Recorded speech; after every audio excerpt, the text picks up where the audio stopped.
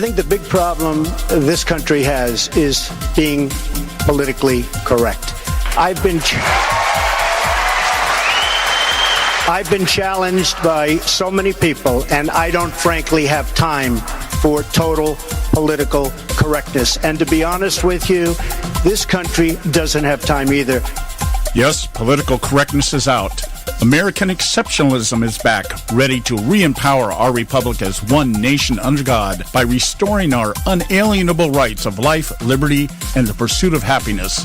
This is the Conservative Syndicate, real conservative talk from real conservatives, with your host, John Matthews. It's a latter-day prophet, baying against the hypocrisies of our time. And Joe Hakos. You want answers! I want the truth! You can't handle the truth! The Conservative Syndicate is comprised of some of the most informed pundits and activists available today. Together we seek to tear down the imaginary wall of separation between church and state through education, information, and engagement on the religion of politics and the politics of religion. And now, your hosts of the nationally acclaimed, globally syndicated Conservative Syndicate, John Matthews and Joe Hakos. Greetings out there all across this great land of ours and around the world. It's that time for the Conservative Syndicate, coming to you once again live coast to coast, nationally acclaimed, globally syndicated. We're glad to have you with us today. Once again, another great broadcast day right here at the Conservative Syndicate. I'm your host, John Matthews, along with Joe Hakos. And we are here to do what we try to do each and every time we get on the air, and that's to educate, inform, and engage you, our listening audience, on the politics of religion and the religion of politics. And I tell you, the true believers are in full force out there across this great republic of ours. You know, as John Kerry once told the German students over in Germany, I think it was German, it might have been Russia, you have a right to be stupid. That's one of the great things about being American. You do have the right to be stupid. You do have the right to be wrong. And we're here to try to rectify that situation by giving you the best of what we can give you in terms of honesty. Of course, you know, we're biased also, but at least we're honestly biased. I guess I can put it that way. Anyway, let me get my partner in crime on here today. Joe, how are you doing today? I'm good, John. Good. Things are good. Yeah. They're out there, that's for sure, but that's to be expected. Well, you know, the only thing they can do is whine louder. Yeah, I know. It's, you know, I think one of the things we really need to dispel, probably one of the biggest myths that we need to dispel, and that's why I'm feeling so inspired to spend some time today, tomorrow, and probably a good portion next week talking about the entire concept of fake news, because I think there's so much right now being generated by this on both sides. You know, this isn't stupidity. If anything, this last election cycle proved to us that stupidity is not exclusive to one side or the other. It seems to be rampant across the entire spectrum for the most part. And I just think it's time that we, you know, the whole entire concept of fake news is taking on an entire life of its own. And just like everything else, being redefined to fit whatever narrative is out there, regardless of what side you're on. And I think, it's one of those things we need to address, because this is going to be the strategy of the left. See, the left has adapted it as a strategy. The people on the right that have engaged in fake news have done it for the purpose of defending their views, but I from the left, it's an entirely different thing. Because one thing I'm finding out more and more is a lot of these leftists out there, especially the ones at the protests and stuff, when you hear them speak and talk, they can't even define or defend or even lay out what it is they're actually protesting about. And I've got some clips I probably won't play till next week, maybe tomorrow, that will really demonstrate this. It doesn't really matter to them, though. It doesn't matter. All they know is their keepers have told them, you got to go out there and do this. Yeah. So you must do this. They don't really. You can tell them whatever, and it doesn't matter. No. Absolutely. I mean, it doesn't. You can use whatever logic and critical thinking skills you have towards it, and they say, think about it, and they're like, so what? I don't care. I'm offended by whatever it is. And it's like, they just argue with you, and then they get offended, and then they shut their brains off. Yeah. Well, if the brains are even engaged to begin with, it's they're not like two cell freaking beings. I mean, they do have a little bit of something going on there, enough to walk upright and maybe not drag their knuckles, but they're still able to somewhat communicate. They're just not doing it very rationally either. Yeah. Well, I often envision us going into that place, like the Planet of the Apes, where the apes evolve and the humans regress. Who knows? I know it's ridiculous to some degree or another. But today I watched the press conference with Sean Spicer and the media. And it was a comedy. It's really a comedy. First of all, the topics and everything that they're talking to Spicer about are, they in and of itself fake news. I mean, really, let's be honest. And I wish Mr. Trump would pick up on some of this. Who the hell cares if Ivana Trump is endorsed by Nordstrom or not? Or she's an endorser for them. I really could care less. And just in the same vein that I could care less what Kim Kardashian is doing, I could care less what Ivanka Trump is doing in terms of earning money as an endorser. Why is this? And I tell you, at least 10 minutes of the conference was talking about that. Did Trump have the right to come out and say something in defense of his daughter? Hold on there. Now, just hold on 1 second about that. Now, do you remember we already talked about a president doing that before? Oh, yeah. And that was even what Spicer brought up to him. He was saying, I don't know why I keep going over this with you guys. The guy was defending his daughter. And why is there such a double standard? Why is it you guys never went after Obama when things like this occurred? No. Obama, my ass. Hey, let's go back to December 6, 1950. Harry Truman responds to this music critic named Paul Hume. Oh, yeah. Who said his daughter's singing performance sucked.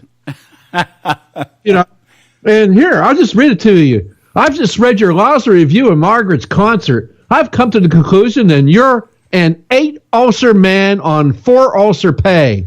It seems to me that you are a frustrated old man who wishes he could have been successful. When you write such poppycock as was in the back section of the paper you work for, it shows conclusively that you're off the beam and at least 4 of your ulcers are at work. Someday I hope to meet you. When that happens, you'll need a new nose, a lot of beefsteak for black eyes, and perhaps a supporter below. Player, a gutter snipe, is a gentleman alongside you. I hope you'll accept that statement as a worse insult than a reflection on your ancestry. Harry S. Truman. So, we've done this before, and these people need to. Yes, Trump can go ahead and he can defend his daughter, rightfully so. I don't really care, but yes, he can do that. Get the hell over it. How about let's talk about the veterans that keep killing themselves every day? Yeah, you miserable, dishonest media. Oh, I know. And the the other topic that took up most of the time was trying to discern the statements made by potential Supreme Court nominee George out there, right? And they kept questioning. Well, did he say disheartening? Did he say disappointing? And Trump's trying to walk, and they're back and forth on this. And Spicer says, I've been up here for 3 days now telling you guys what happened. Well, how many more times do I have? And he would go to the next reporter who would ask the same question. And he went through 4 reporters, and he goes, why are we going through this? Why do we keep doing this? Now, I explained to you what was being said. I explained to you how each person involved, whether it be Blumenthal or the judge, the judge himself, all explained to you that they were not talking directly about Donald Trump. They were talking about the whole general concept and blah, blah, blah. And he's like, how many more times do I have to read this to you? Yeah. It's ridiculous. Oh, hey, let me, a little addendum to Mr. Hume's letter that he received from Harry S. Truman. So the Truman Library has a copy of it, but since Truman sent it to this individual. The individual he sold it to the library for $3,500. Wow. Well, I'm not so sure I wouldn't do the same thing. Of course, I like I said, I'm not into the major and minor stuff, and that's actually the concept I'm getting at. One of the aspects of fake news, it was initially defined as stuff that was just made up. To me, it's anything that contributes to a false narrative or a needless narrative. And Exactly. I mean, this stuff that they're doing is, I can't believe he even called on him. You know what? If he called on him and asked a stupid question, it's like, move on. I'm not talking about it. See you next. Yeah. And the next day, I just put him on notice. If you're going to ask the same dumb questions you've been asking for a week now, I am not going to call on you. We'll go to some other place. They have the Skype thing going on out in the press briefing. Keep on going. Yeah. We don't have to actually add the LA Times or Washington Post or whoever up there asking stupid questions. I know.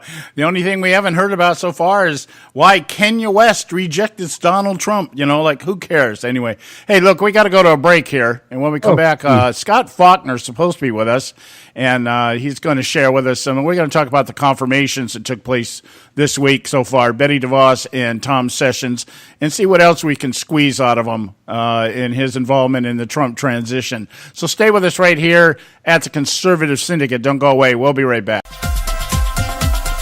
We're not arguing. We're explaining why we're right. The Conservative Syndicate. Real conservative talk from real conservatives. When our water heater broke down last month, it was a nightmare. It took 5 hours for the plumber to show up, and he charged us a couple of $100 just to come out. Then it cost another $1,800 to put in the new water heater. By the time it was all said and done, I felt like I'd been taken. But what else could I do? The smartest thing you can do is get a home warranty from American Residential Warranty. Their home warranties pay to repair or replace all your major appliances when they break, and they will break, and at the worst possible time. Call American Residential Warranty right now for free information on home warranties starting at just pennies a day. Don't wait for your refrigerator to stop running or your ceiling fans to stop turning. Call American Residential Warranty right now. Ask how you can save up to 50% on washer and dryer coverage. Just call 1-800-790-5960. That's 1-800-790-5960. Again, 1-800-790-5960. Call now. Limited time offer, 24-month commitment and credit qualification require cancellation fee, auto pay, and paperless billing and other restrictions apply. If you can't see the difference, why pay the difference? Switch to Dish for the best deal in entertainment. Only Dish brings you the best in entertainment for less than $20 a month. Cut the cable and don't get directed. Switch to Dish because at just $19.99, Dish saves you every time you turn on the TV. It's so simple. The same channels cost less with Dish. So since you can't see the difference, don't pay the difference. Switch to Dish for the best deal in entertainment. Get premium movie channels free for 3 months, starting at just $19.99. Dish saves you every time you turn on the TV. Call now to save with Dish. Dial 1-800-600-1645. That's 1-800-600-1645. The same channels for less than $20 a month. Dish. Call 1-800-600-1645 for details. Hey folks, if you're like me, you don't place a whole lot of trust in today's media for the real truth and facts regarding the volatile world of finance and politics. When I want the real scoop on money, I go to the most trusted source I know, my good friend and colleague, Bob Cardoso. Bob is a noted expert with a PhD in international finance who airs his nationally known, globally syndicated show, Robert Cardoso Live Daily, Monday through Friday, 3 to 5 p.m. Pacific Time. With Bob, you get the right information at the right time from someone who knows his business and can help you make the right decisions concerning yours. Again, Bob airs daily, Monday through Friday, 3 to 5 p.m. Pacific Time. Visit his website at robertcardosolive.com for information regarding stations and topics. That's robertcardosolive.com. Check Bob out. You'll be glad you did. Attention taxpayers. If you've received a notice from the IRS or state, do not ignore it. It's also a big mistake to try and handle your tax problem on your own. If you owe back taxes, it's a fact that the government has the power to take everything you own, including your home, business, wages, savings, and your freedom. But here's the good news. There's a special toll-free tax hotline set up especially for you. This tax hotline will tell you about new programs that are geared to help you dramatically settle, reduce, or eliminate what you owe. But you have to call now. Take down this number or put it in your cell phone. But call 866-761-0959. 1-866-761-0959. When you call, you get free information on how you can reduce or eliminate back taxes, including penalties and interest. You can also be helped if you have unfiled returns, a tax lien, wage garnishment, bank levy, or if you've been entered into a payment plan but can't make the payments. Don't make the big mistake in thinking you can ignore or handle your tax problem on your own. You can stop the collection process immediately. Call this special tax hotline today for free info at 1-866-761-0959. That's 1-866-761-0959. 1-866-761-0959. And now back to the Conservative Syndicate, real conservative talk from real conservatives.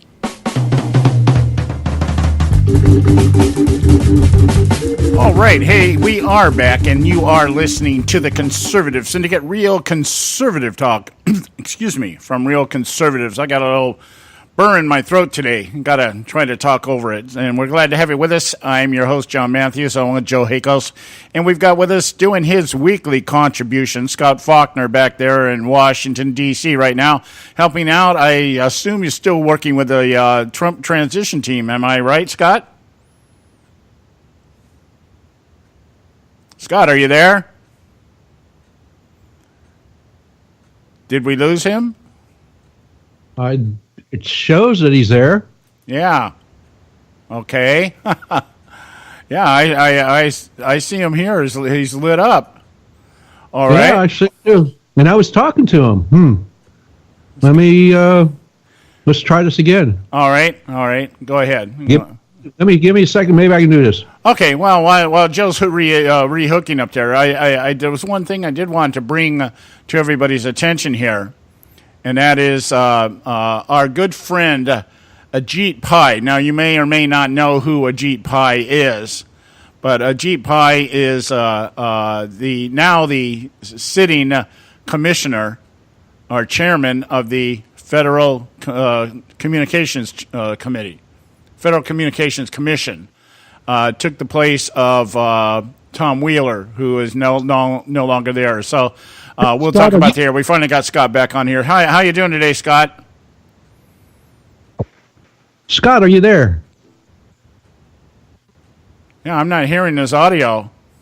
I'm not hearing him either. This is so weird. But then again, go figure.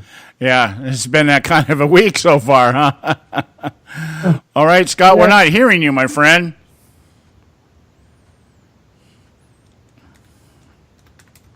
Oh, my. All right. Okay. Let's do this. Maybe. Yeah, we're not hearing them at all. Hang on 1 second here. Hang on. Let me try one quick. Are you there, Scott? Yeah, I'm here. Oh, there you are. Can you hear me? Yeah. We lost you there for a minute. We couldn't hear you. All right. Okay. Good. Yeah, you're showing lit up, but we just couldn't hear you. All right, great. Hey, are you still attached to the Trump team out there? Oh yeah. Yeah. So just a lot of things going on. Yeah. Well, before we get into what we want to talk about, why don't you fill us into what you can? I know there's some things you can't divulge, but what can you tell us about what's going on? Well, I think the big news is, of course, the Senate continues its slow roll on the cabinet. I mean, it's just absolutely an abomination that, he's sitting there now with 6 cabinet appointees confirmed, plus the CIA and the UN, but you have 9 other cabinet posts, plus EPA, plus OMB. I mean, this has never happened in the modern presidency. To have, in fact, I can't think of any time in the presidency where the Senate has refused to move in a timely manner to take care of confirmations of the core cabinet. I mean, when you realize that in 1981, the Republicans, for the first time in almost 2 generations, took over the Senate and they were able to organize themselves, and within a couple weeks get every single one of Ronald Reagan's cabinet people through. And this Senate, which is run by as many Republicans as 1981, and has been a Republican Senate for 2 years before this, and they, for some reason, are scared of Schumer, and I think it's just absolutely embarrassing. You know, that's something that we have alluded to all during the election cycle. One of the things I kept bringing up, and I know Joe brought it up several times himself, is the idea that we knew that once Trump got in office, it wasn't just going to be Democrats that he was going to have a problem with. It was going to be the Republicans themselves.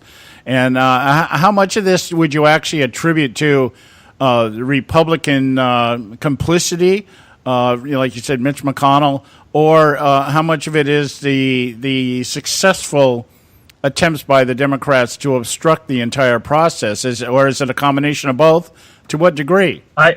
I'd probably put 70% on Democrats, or 30% on Democrats, 70% on Republicans, because the Republicans inherited the Reid process, which was pretty much, they call it the nuclear option. I call it the Reid option, a Reid process, which prevents any kind of filibuster to take place.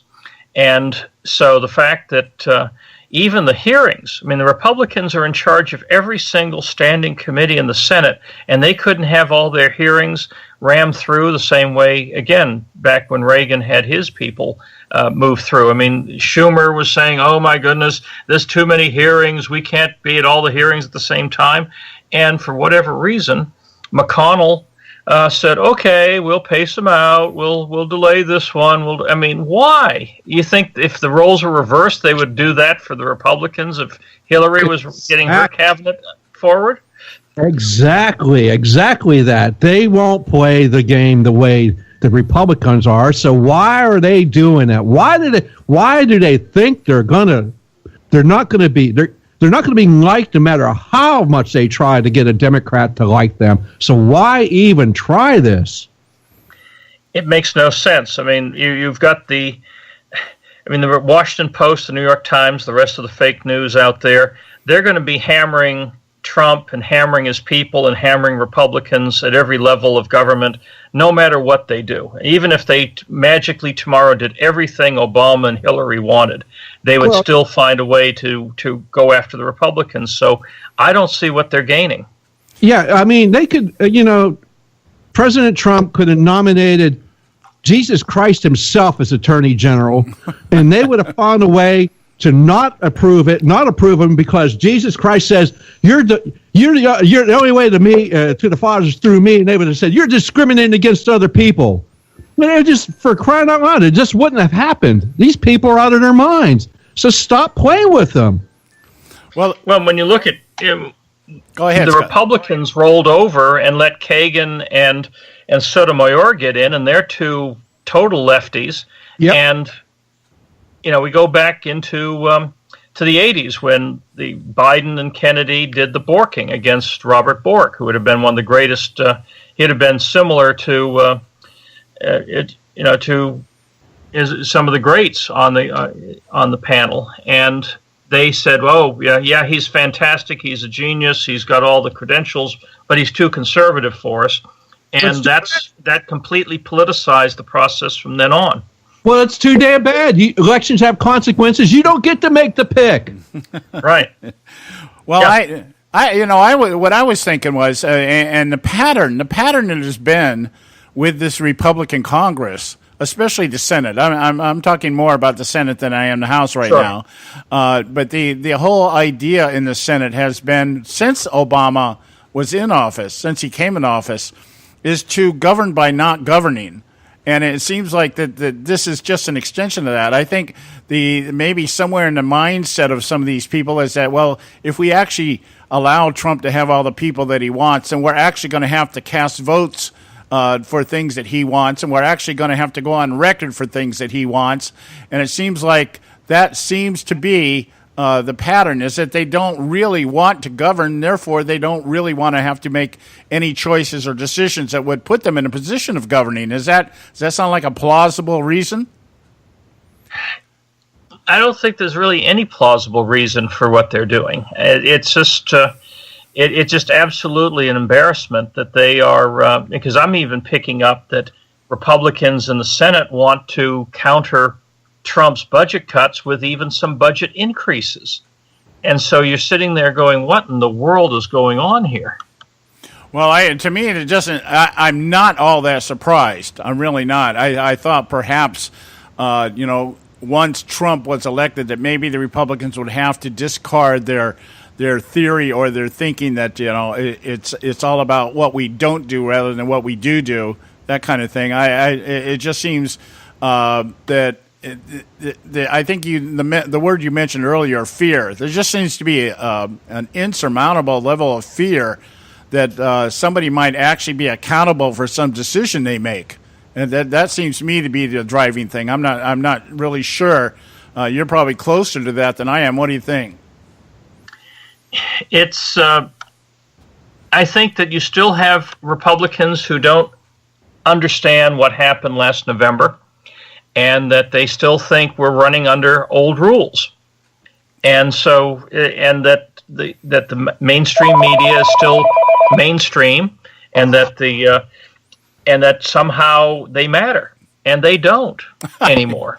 Well, yeah, the fact that we're still listening to Lindsey Graham and John McCain as the voice of the Republican Senate, I'm like, hasn't anybody told these people that they themselves lost in this election? I mean, it's like, why are they? Why are they? Well, and the other thing is that the Democrats, because of the way the Senate is staggered in terms of re-election cycles, they've got to defend like 23 seats compared to like 8 seats for the Republicans coming up in 2018, and 10 of those seats are Democrat incumbents in states that Trump won by double digits. So, why is Schumer on the front cover of Time magazine and everyone's deferring to him? I mean, he's sitting there with a group that could completely be blown out totally, and he could have a filibuster proof Senate coming into January 2019 if he doesn't trim his sails. Instead, he's running around like he knows something we don't. Yeah. Well, you would think, we know that the tables were turned in this last election where we had more Republicans up for re-election than we did Democrats, and so the fear was not understandable in the sense of accepting, but understandable in the sense of them acting the way that they were acting.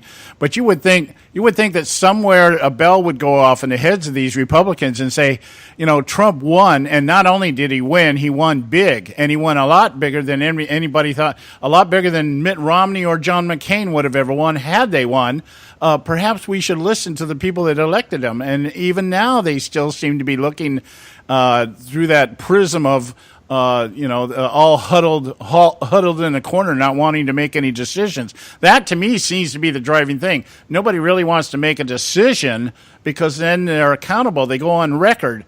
And then when they come up for re-election, well, then it gives fodder to their opponents. You're a Trump supporter. You went along with everything that Trump wants to do, and he's such a delegitimized president, and what this, that, and the other. I mean, it just fits more into the Democratic narrative and strategy of trying to discredit and delegitimize Trump than I don't know. It's like all we heard for 8 years from Mitch McConnell was, we need to stop. Our agenda is to stop Barack Obama. And now it seems like our agenda is to stop Donald Trump. Exactly. The Saul Alinsky playbook, which the Democrats have embraced since Saul Alinsky wrote it in the late 60s, is to do the delegitimizing. And you look at Nixon was Tricky Dick, and he was horrible, and then Ford was a doofus, and then Reagan was just this bizarre actor who only could read cue cards, and then you got into the two Bushes, and the second Bush, the election was stolen because of Florida, and now with Trump, I mean, every single cycle.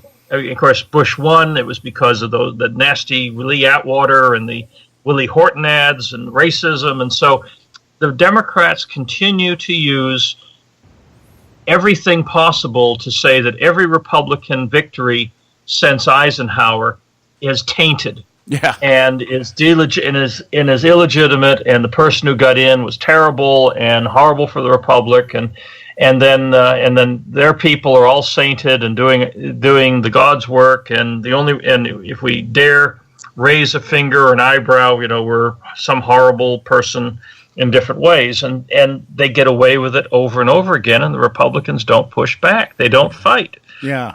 And yet here we find the Democrats losing numbers,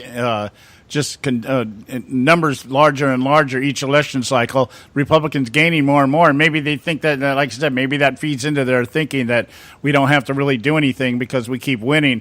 We got to go to a break here. When we come back, we just got the breaking news. Joe's just shot me a note here that the Ninth Circuit upheld the suspension of Trump's travel ban. We'll get Scott's opinion on that when we get back, as well as the Sessions and DeVos confirmations. I got a couple of things I want to share with Scott and see what he thinks about it. Stay with us right here at the Conservative Syndicate. Don't go.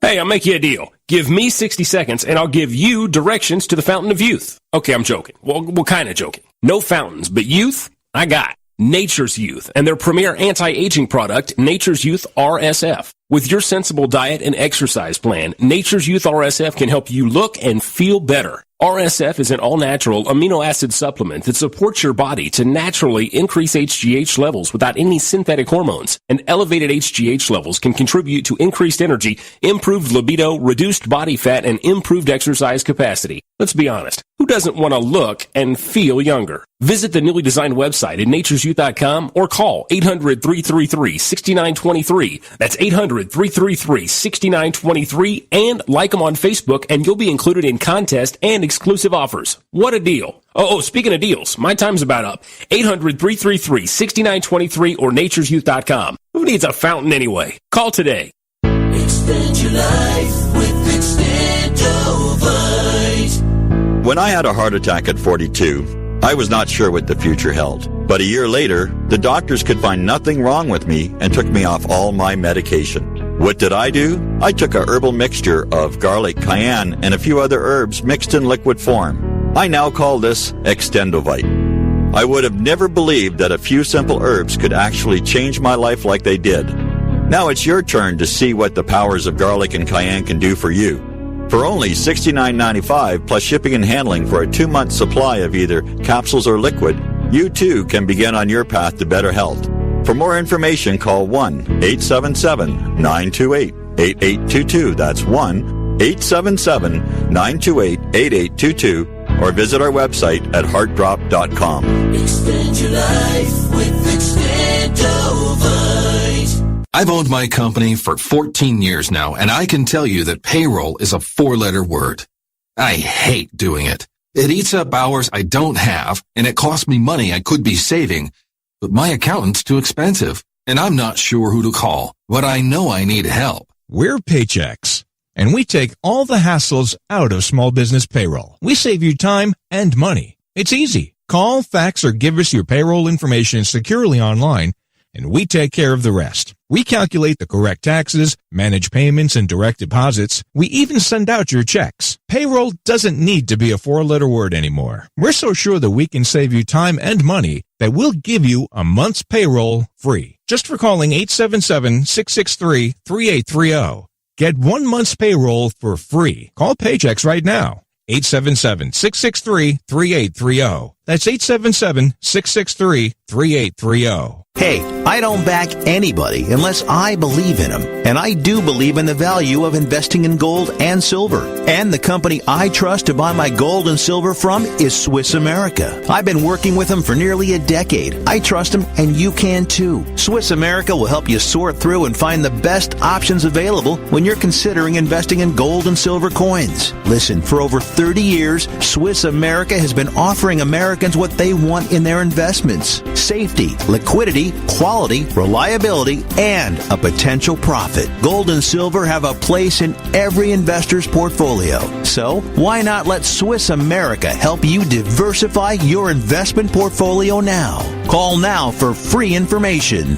800-978-3907, 800-978-3907, 800-978-3907, 800-978-3907. Individuals and businesses with tax problems, listen carefully. Do you feel like you're losing control of your finances? If you owe over $10,000 in back taxes or have unfiled tax returns, we can help you take back control. The IRS is the largest and most aggressive collection agency in the world, and they can seize your bank accounts, garnish your paycheck, close your business, and file criminal charges. Take control of your tax problem now by calling the experts at U.S. Tax Shield and take advantage of the Fresh Start program and new laws that may allow us to negotiate a settlement for the lowest amount possible. Our team of tax attorneys and enrolled agents can stop collections and get you protected so you can take control of your financial future. U.S. Tax Shield offers a price protection guaranteed quote to get you protected today. U.S. Tax Shield is A+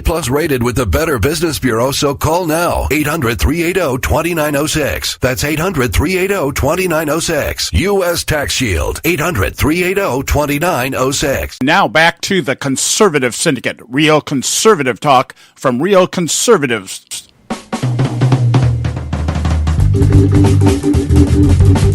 All right, hey, we're back, and this is the Conservative Syndicate, real conservative talk from real conservatives. I'm your host, John Matthews, along with Joe Hakos, and we've got Scott Faulkner doing his weekly contribution here.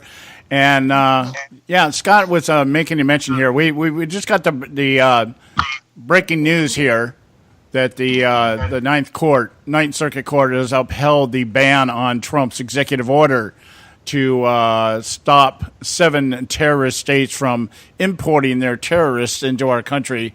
And the whole argument here, this is, as I said earlier, I was listening to Sean Spicer press conference. And Scott, are you still there? Yes, I am. Can you hear me? Yeah, well, I'm hearing somebody else. Okay, no, I don't know who, but anyway, this is terrible on so many fronts. I mean, first of all, what Trump did was 100% legal, 100% constitutional, and from the very moment he did the executive order onward, people have been citing 8 U.S. Code 1182, subparagraph F, which is suspension of entry or imposition of restrictions by president. And it goes on for a very short paragraph, and it basically allows the president to do whatever he wants to do on a temporary basis, as they say, any restrictions he may deem to be appropriate. And so if you look at the arguments that were put forward by the media, by the original judge, it's all emotional, it's all political, it's all politically correct. It has nothing to do with the law. And so, of course, the Ninth Circuit, or the Ninth Court of Appeals there, I mean, they're also one of the most left-wing courts in the country. Yeah. And there's a problem because the only people who are going to appeal that would be the Trump administration, and with a 4-4 split at the Supreme Court level, a tie, in essence, goes right back upholds the lower courts. So, so that's a non-starter. Yeah, I agree. You know, I was listening to one of the attorneys that are out there in California, Becerra, I think his name is helping to compile the arguments that eventually, I guess, are going to end up in front of the Supreme Court over this issue. And the one thing that just fascinates me is how these people, just how Constitution-friendly they are when they think it works to their advantage. And I listened to him talking about the idea that while it's constitutional for the president to enact this ban, as they call it, it's not constitutional for the president to violate the Bill of Rights. And I keep, when I hear things like that, I keep thinking, since when? Bill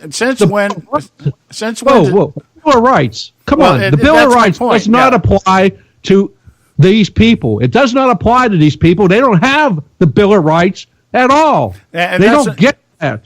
That's my thought. It's like, you know what? I thought the Bill of Rights pertained to United States citizens. I know we all have unalienable rights endowed by our Creator, life, liberty, pursuit of happiness.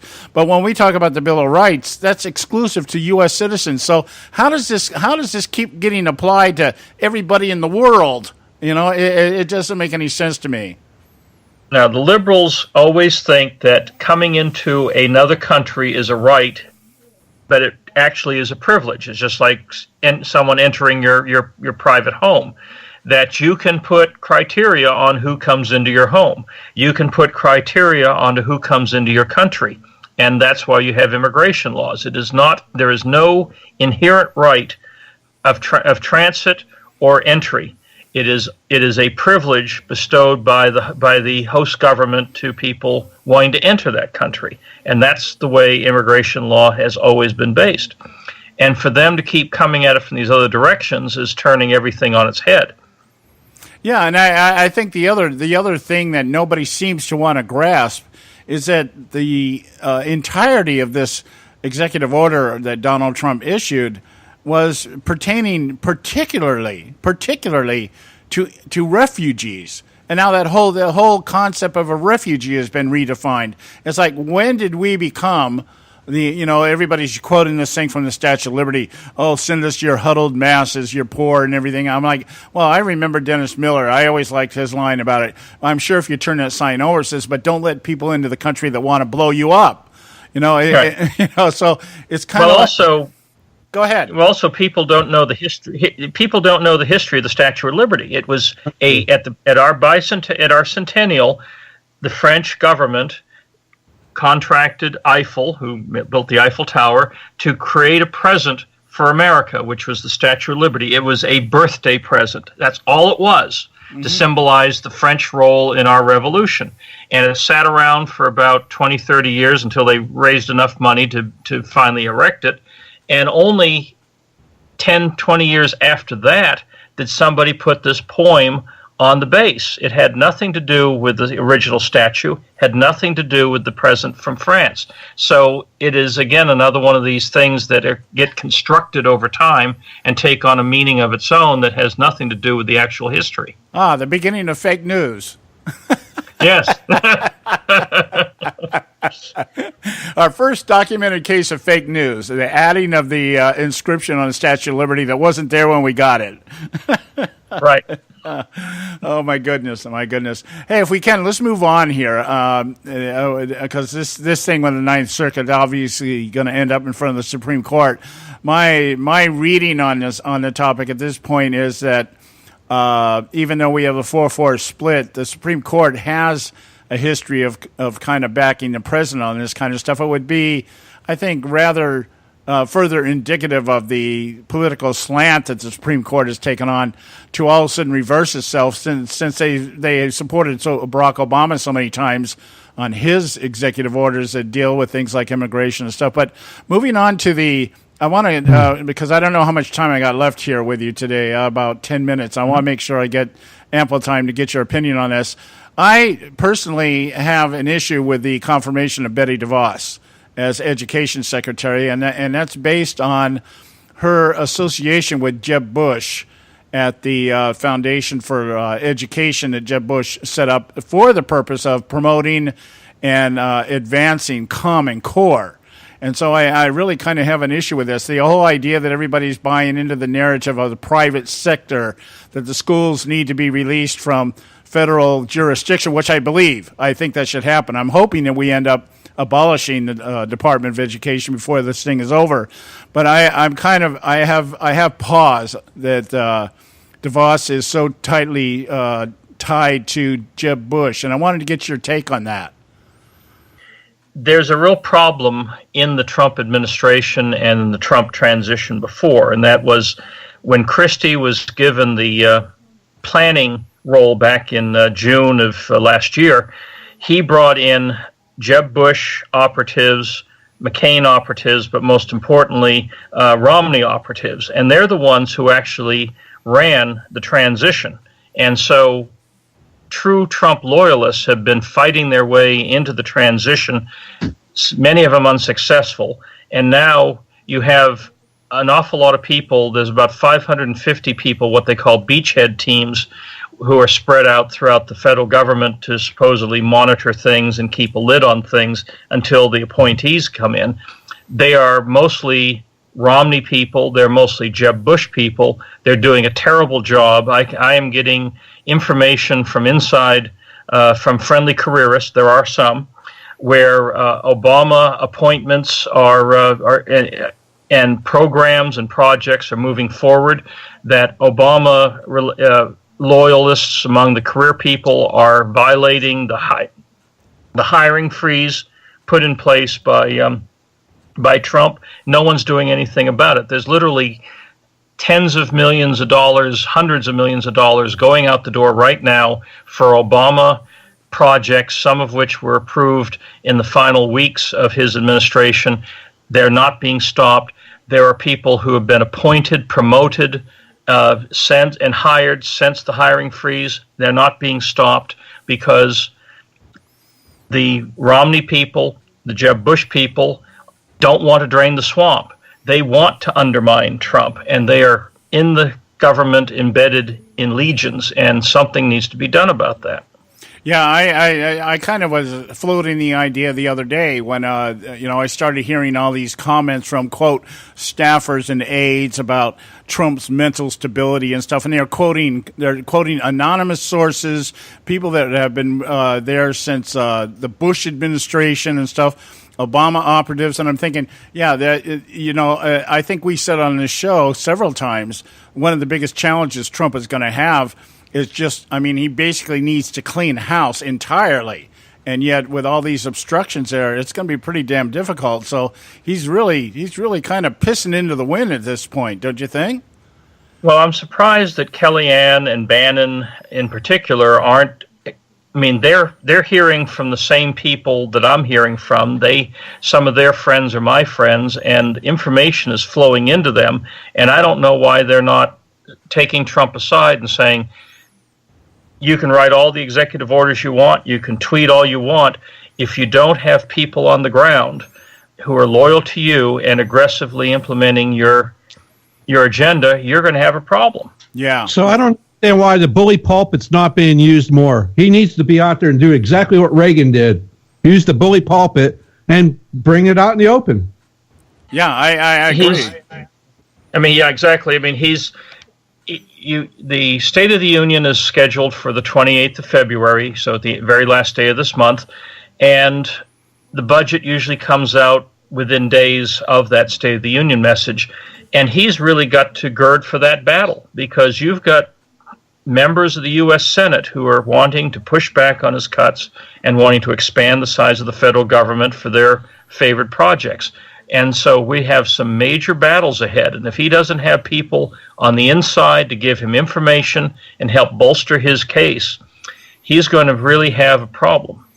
Yeah, I know. It really sounds like at this point that he's really, as I just used the phrase, pissing into the wind at this point. There's a lot of things that have to change and have to change more rapidly than they are right now. And it doesn't seem like anybody, and we knew this. I think Joe and I talked about this several times on the show, if not almost every show during the last 6 months of the election cycle, that Trump was going to have, when we talk about building a wall to Mexico, we got to talk about tearing down the wall of the establishment before anything is really going to move forward. We got to take a quick break here. When we come back, we'll finish up our conversation here with Scott Faulkner. Stay with us right here at the Conservative Syndicate. Don't go. There is an old saying, children should be seen but not heard. At no time is this more apparent than when politicians speak. TheConservativeSyndicate.net, the adults in the room. Hey folks, if you're like me, you don't place a whole lot of trust in today's media for the real truth and facts regarding the volatile world of finance and politics. When I want the real scoop on money, I go to the most trusted source I know, my good friend and colleague, Bob Cardosa. Bob is a noted expert with a PhD in international finance who airs his nationally known, globally syndicated show, Robert Cardosa Live Daily, Monday through Friday, 3 to 5 p.m. Pacific Time. With Bob, you get the right information at the right time from someone who knows his business and can help you make the right decisions concerning yours. Again, Bob airs daily, Monday through Friday, 3 to 5 p.m. Pacific Time. Visit his website at robertcardosalive.com for information regarding stations and topics. That's robertcardosalive.com. Check Bob out. You'll be glad you did.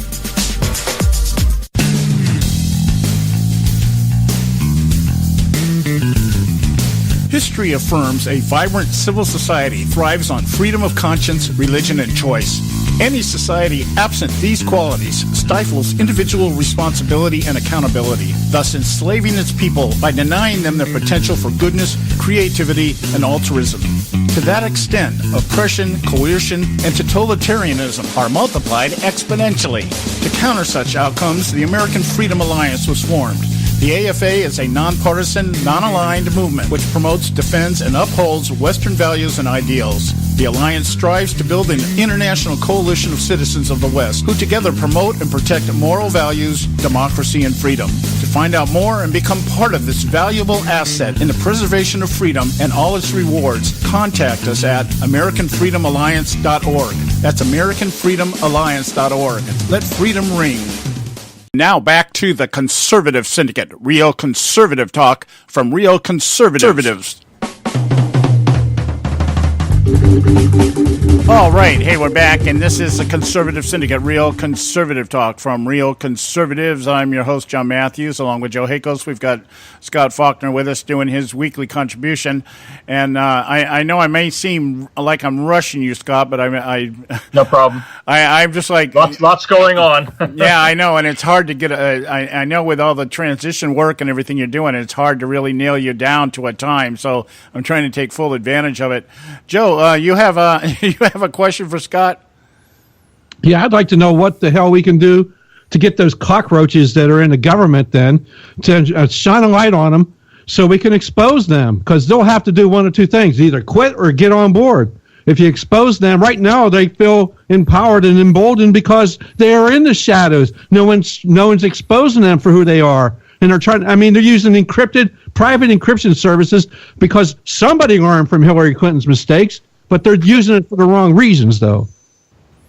Yeah, absolutely. I think that your audience and the audience in all the different Trump Facebook pages and other groups and Twitter pages out there, they need to be putting forward saying that where are the Trump loyalists? Where are the Reaganites who supported Trump early on, who know how to fight bureaucrats inside the government?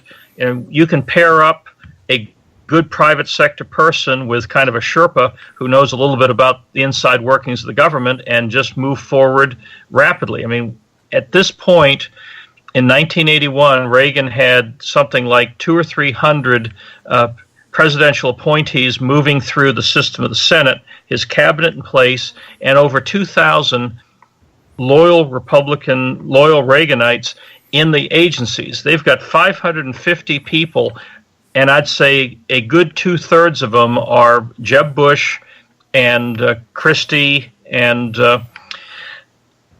Jeb Bush, Christie types and McCain types, and it's just absolutely disastrous. So there's nothing in place right now that there could be some kind of directive. I know one of the things when I was in civil service, that we would receive a directive, and that directive was then, disseminated down the line. And there's nothing in place right now that you go to a department head or the head of an agency right now and say, okay, your job from now till the end of this month is to clean house. I want you to find out who all the loyalists are, and anybody that's here from the Obama administration needs to go. Now, I know that in and of itself is a pretty big task, because then you've got to replace them. And the interview process in the government is not a fast-paced operation. So there's a lot of things. First of all, even under Bush, you had White House liaisons, which were like Schedule C, 14, 15 level, which means nowadays about $120,000 a year people, whose primary loyalty is to the White House. They are in the secretary's office or the agency head's office, like head of GSA, head of OPM, head of EPA.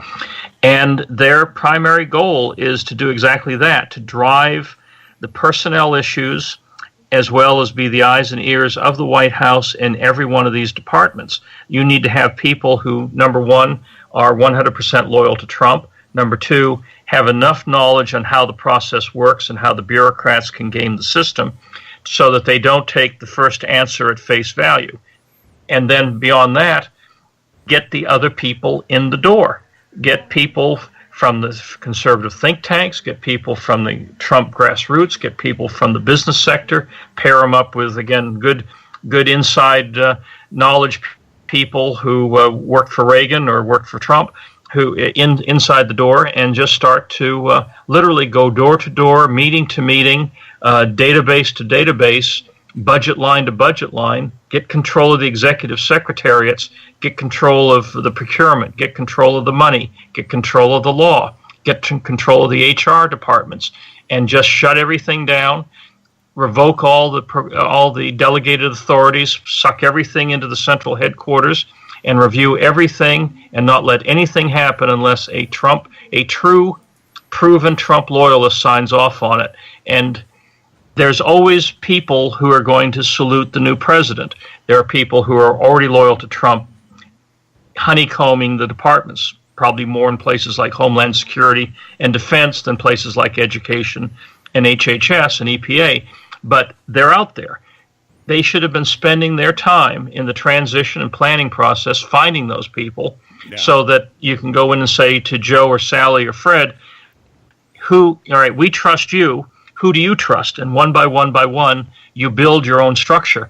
You basically reassign and stop promotions of the Obama bad guys. Yeah. And one by one, you, through transfers, through appointments, through lateral moves, through internal promotions, you can build a new loyal core to run an agency. And it takes a lot of hard work. It takes a lot of hours. It's not very glamorous, but the payoff at the other end is amazing. Yeah, I get you there. Well, we're coming up here on the end of our time here, Scott. I wish I had more time with you today. I wanted to. We want to first of all wish your father well. We understand he's. Thank you very much. And we hope for a quick recovery. And give you a moment here to let people know how they can get a hold of you. Right, thank you. I'm on LinkedIn and Facebook. I'm also on Blogspot as citizenoversight.com, and that's and that has a lot of not only my columns but columns by other people who also are interested in holding power accountable. I'm also you can go on to Newsmax. My articles are there.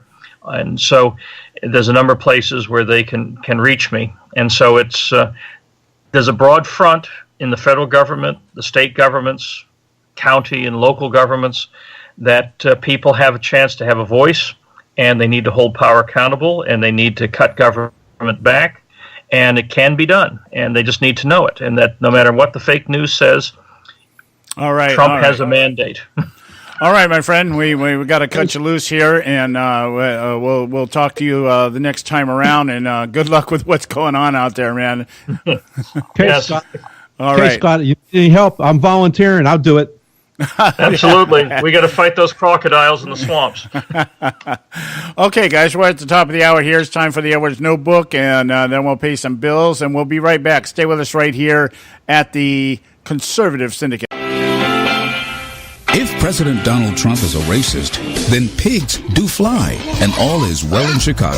Hello, I'm Ron Edwards. On today's page from the Edwards Notebook, it was so beyond refreshing during a Varney and Company broadcast on Fox recently, where President Donald Trump met with numerous Americans who happened to be black. Individuals ranging from Pastor Darrell Scott and his wife, Dr. Ben Carson, Bill Cleveland, Earl Matthews, and many others. And you know what? They talked about solutions to problems problems plaguing the American black community and our nation overall. Notice I didn't say complain, badmouth America, or spew hatred. That's because absent from the meeting were hyphenated or bitter African Americans like Jesse, Hey, where's the camera? Jackson, Black Lives Matter Gumps, Al Sharpton, and others of that ilk. In fact, those that have eyes to see and ears to hear clearly understand that President Donald Trump is the real deal concerning his desire to solve problems everywhere in our republic, including black communities. Even thug gang leaders in Chicago have said they want to hear what Trump has to say. Isn't that interesting how the previous Obama administration never inspired such ideas? I'm Ron Edwards.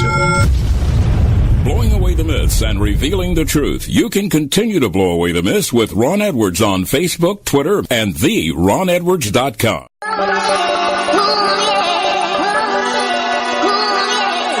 You can catch all our archives at theconservativesyndicate.net. The Conservative Syndicate. Real conservative talk from real conservatives.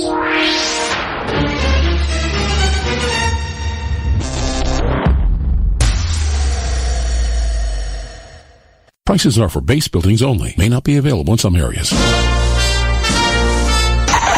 Attention business owners, do you want a stimulus package that really works? Before you spend thousands of dollars more than you should on your next building project, listen to this. General Steel has a stimulus package designed to help you save as much as half the cost of conventional construction on your next building. As much as half. That's right, General Steel can save you thousands of dollars with a pre-engineered steel building designed for your business or church. How about a 50 by 100 foot building for under $30,000? So don't pay thousands more than you should without calling General Steel first and save as much as half the cost and time of conventional construction. With the projected demand for steel in Japan and China, prices may be skyrocketing. 877-927-3360. 877-927-3360. 877-927-3360.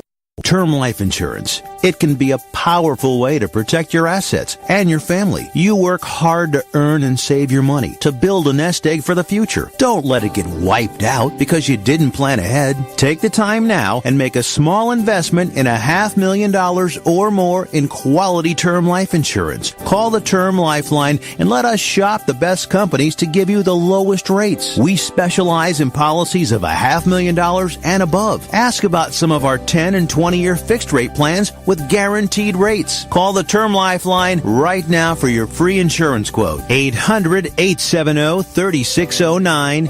800-870-3609. You owe it to yourself to protect your family and your assets. Make term life insurance part of that plan. Call the Term Lifeline right now. 800-870-3609. 800-870-3609.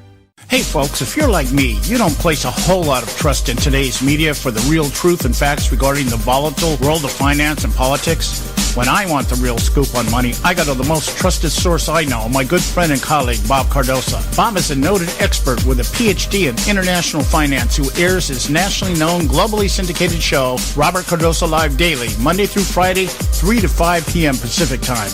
With Bob, you get the right information at the right time from someone who knows his business and can help you make the right decisions concerning yours. Again, Bob airs daily, Monday through Friday, 3 to 5 p.m. Pacific Time. Visit his website at robertcardosolive.com for information regarding stations and topics. That's robertcardosolive.com. Check Bob out. You'll be glad you did.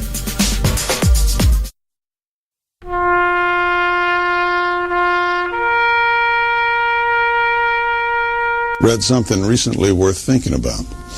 It's the soldier, not the campus organizer, who's given us freedom to demonstrate. It's the soldier, not the reporter, who's given us freedom of the press. It's the soldier, not the poet, who's given us freedom of speech. It's the soldier who serves under the flag, who defends the protesters' right to burn the flag. Isn't it time now to demonstrate that we support our troops? Were it not for the brave, there'd be no land of the free. Fred Thompson's message was brought to you by citizensunited.org.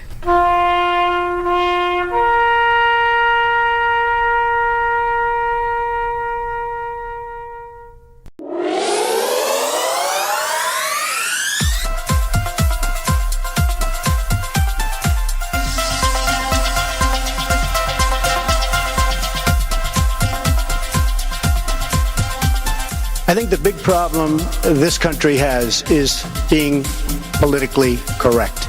I've been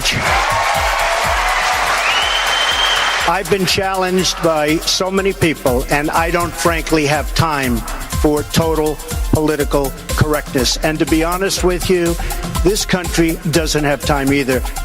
Yes, political correctness is out. American exceptionalism is back, ready to re-empower our republic as one nation under God by restoring our unalienable rights of life, liberty, and the pursuit of happiness.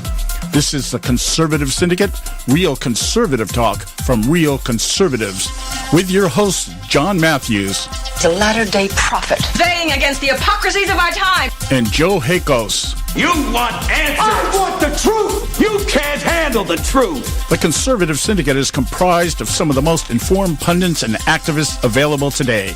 Together we seek to tear down the imaginary wall of separation between church and state through education, information, and engagement on the religion of politics and the politics of religion. And now, your hosts of the nationally acclaimed, globally syndicated Conservative Syndicate, John Matthews and Joe Hakos. All right, hey, we're back. Hour two right here at the Conservative Syndicate, real conservative talk from real conservatives. And I hope you enjoyed that time we had with Scott. We are going to try to schedule him next week, I believe. And I think we're going to try to keep him on for the whole show. He's at ground zero right now. And I think we would be more than foolish not to take advantage of his exposure to what's going on right now and try to get a better grip as to what's actually happening, because we know what we're hearing on the outside is total misinformation and misdirection. And Scott is right there at ground zero seeing what's going on. And I know he can't divulge everything that's going on, but he has given us a wealth of information as to at least what the attitude is and what some of the hindrances are, the major obstacles that Trump is facing. It sounds actually, I don't know what you think, Joe, but I think it sounds a lot worse than we actually thought it was in terms of all the speed bumps and barriers and everything that was left in place when Obama exited the White House. Well, it's disappointing that that Donald Trump trusted Christie and the rest of the establishment Republicans to do anything to set up. I mean, and I understand why he did it, because he's never been there. He's not been inside the government at any level. So he tried to use them to make it a transition easier to get things set up to kind of put the people in place. But he chose the wrong people. He chose the people that were going to, be the Brutus to his Caesar, and so they're going to just stab him in the back. Yeah, him being such an astute and clever businessman might actually work to his detriment. Because sometimes when you're in business, you want to make allies with people that are potentially your enemies. If you find that common ground, okay, you have people like Chris Christie who would sit there and tell him this, tell him what he wants to hear, kind of thing. Yeah, we need to change government. We need to do this. We need to do that, and not know that on the side he's working with his own little deals with Mitt Romney and Jeb Bush and the people like that. And just kind of maybe blindly trusted some people in the beginning that he shouldn't have, and is paying a price for that now. Yeah, seriously, he's going to have to use the people elected him. So he's going to have to trust the people to make it happen for him. He's going to have to use that pulpit. He's going to have to be out there and stop with the tweets. The hell with that. Just get out there and do an address. I mean, if he has to come out and tell the American people, tell these dishonest medias, hey, I want the time. What are you going to do? Refuse to sit in president at the time? And that's a story in itself then. So, hey, go ahead. Be that way. He's going to have to use that pulpit, and they're going to have to do it because these people aren't going to do it. I mean, right now we don't belong to a constitutional republic anymore. Period. What the Ninth Circuit did was disregard the Constitution, and also we're not a representative republic. I mean, not at all, because the Ninth Circuit is not listening to, the people. Well, look at the people that voted for this. We had, I don't want to hear this BS, popular vote BS. You look at the map, you see all the red on the map and all the blue on the map. There's more red than blue. And I don't give a crap. Those people count just as much as the people in L.A., people in Chicago, or up on the Northeast. Yeah. And, I agree. And it's time to use these people. They're tired. I'm tired of being ignored. Yeah, I agree. And I believe, I think we're in major agreement here that the one thing Trump really, somebody needs to grab this guy by that tuft of hair on his head and say, look, you are spending way too much time tweeting about things that are totally irrelevant. And, let's do this instead. Let's hold a press conference, and let's talk about the number of operatives that are in our operation here. Let's expose it all. Let's talk about how Jeb Bush and Mitt Romney have people in place that are sabotaging and leaking inside information to the media. Let's talk about the Obama holdovers. Let's talk about the obstacles that it's not allowing me to put my cabinet in place. Let's talk about that instead of talking about fake news and everything else. Okay, we all know that's there, Donald. We all know it's there. Let's pay attention to something more important right now. You need to get the American opinion back in your favor and get off defense here and start going on offense. I think that's what the problem is. He's playing defense too much when he should be playing offense. Do you think so? Well, he might not be playing defense, but the people around him are, and those munches with an R behind her name in Congress are doing it as well. Those people are highly disappointed, and those people better wait. And I'm telling you what, those are the people he needs to affect. Get those people and just straighten them out. Put them out there. Show them for what they are. It's time to put them, shine the lights on. We know who Chuck Schumer is, that rat. Who cares? Yeah. It's time to go beyond these people and start shining the light on them. Let their little scurry little cockroaches scurry all about, but their light's on you. Now what are you going to do? I'm tired of this crap. Yeah. These people, we did not go through this election and dodge a bullet with Hillary Clinton just to have these people do the same thing, only slower. Yeah. Yeah. And more covertly.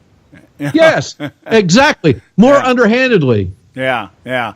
All right, this is our short break, our short segment here. We got to go to break. When we come back, we do have some things that are happening and are transpiring before our very eyes that we want to talk about, and we'll get to that when we get back. So stay with us right here at the Conservative Syndicate. Don't go away.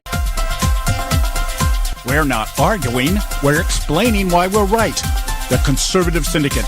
Real conservative talk from real conservatives.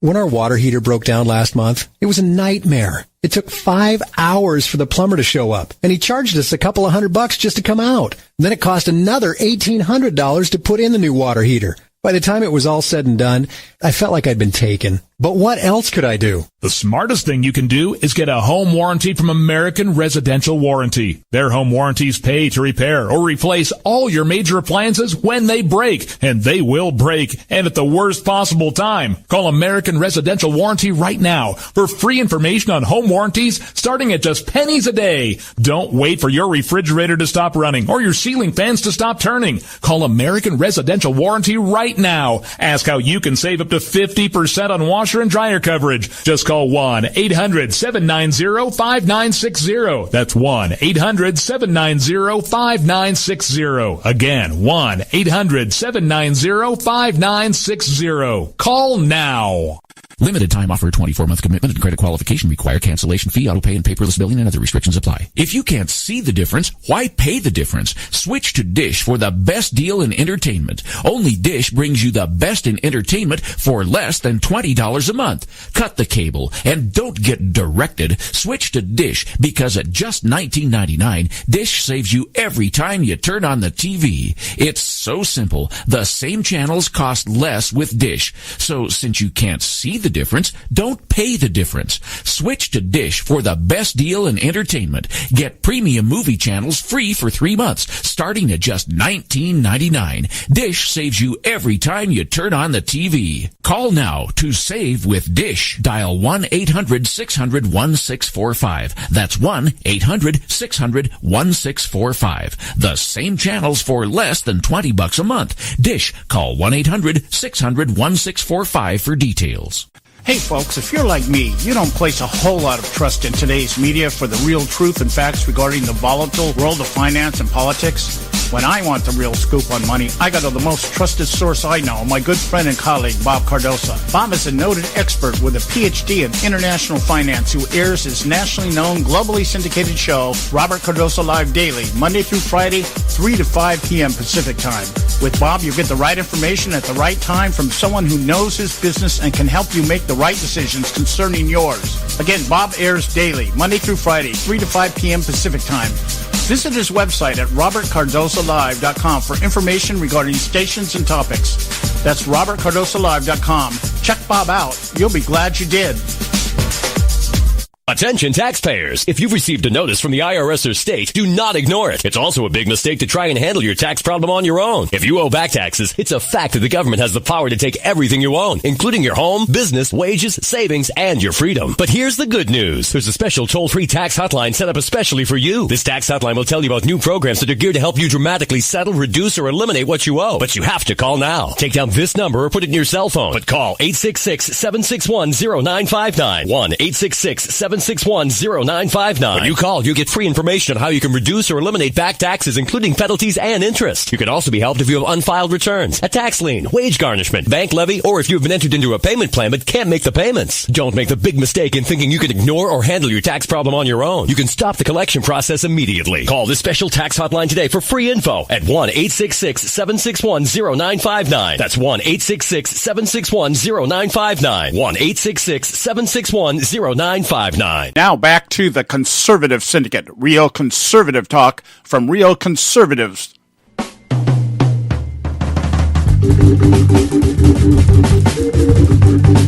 All right, we're back. I'm your host, John Matthews, along with Joe Hakos, and you are listening to the Conservative Syndicate, real conservative talk from real conservatives. I want to kind of shift gears just a little bit here, and then we may dance back. And but I you know, there are some good things happening here. There are a couple of good things out here I think worth mentioning. And I think first and foremost, if you've listened to the show for any length of time, you know that about the middle of last year, I believe it was. Correct me if I'm wrong, Joe, but I think it was about the middle of last year.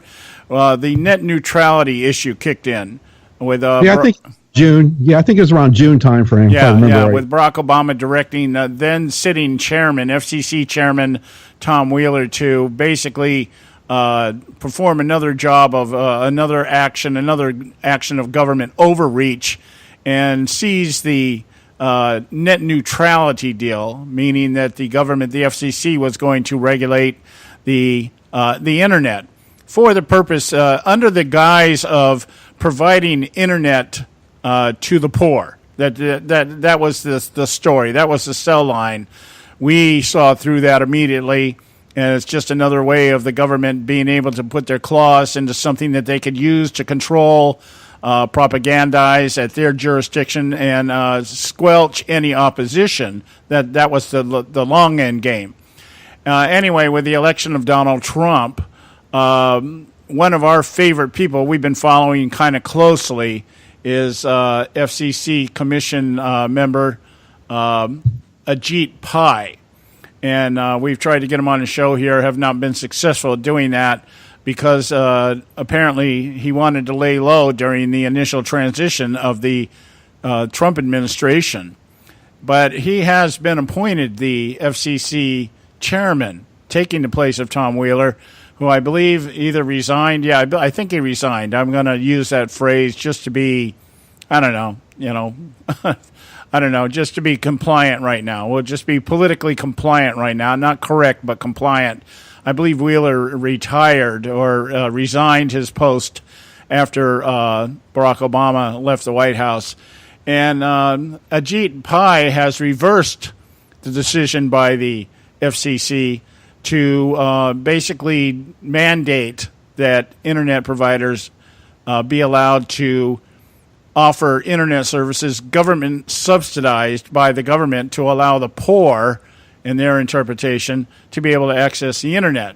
I guess all those free iPads and cell phones needed internet to go along with them. I guess that's the general thought here. But Pai called the initial decision a midnight regulation, meaning it was something that was shoved through, just like much of what Obama did, through backdoor dealing or executive orders, that type of thing. And he has reversed it.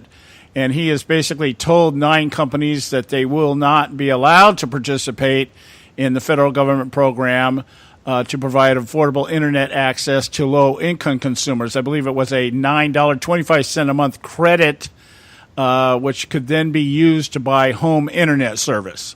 So that everybody gets... It was being subsidized by the American taxpayer. Yeah, so that everybody would be up to date on the latest Beyonce video. That's kind of the way that works there, okay? It says that as many as 13 million Americans who did not have broadband service would be eligible for Lifeline, which was the name of the program.